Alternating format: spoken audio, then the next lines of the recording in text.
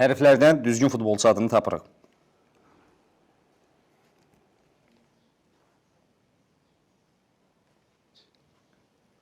O kim deyil?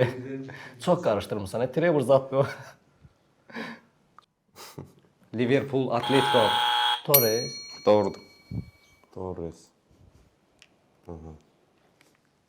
Bir qədər köhnələrə qayıdaq. Rivaldo. Qəşəng. 2-3 dənə hərfi sıxlamısan. Bu keçən səfərkini çox qarışdırmışdın. Yalnız biraz çətin idi. Salah. Doğrudur. Ancaq bu bir balaca çətin oldu. Hər kimdirsə 100% ya Bu Polyakdır, kimdir? ya Sloveniyalıdır. Mən bir də təxmin edeyim. Amma bu dəfə soyadınız adını birləşdirmisən deyəsən. Hamısı birləşib hə. hamısı Bayaqçı da birləşib. birləşmişdi onu görə. Birini tək edib, birini belə o çaşdırdı məni. O bir dəqiqə indi onu dəqiqləşdirmək istəyirəm. Birləşəydi soyadı ilə. Birləşikdir də. Modric. Doğrudur.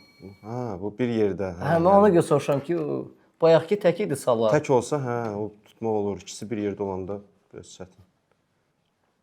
Burada 2 dənə çətin qaldım. Ver gəlsin də olar, onu mən bilməyəcəm o. Bu kimdir o?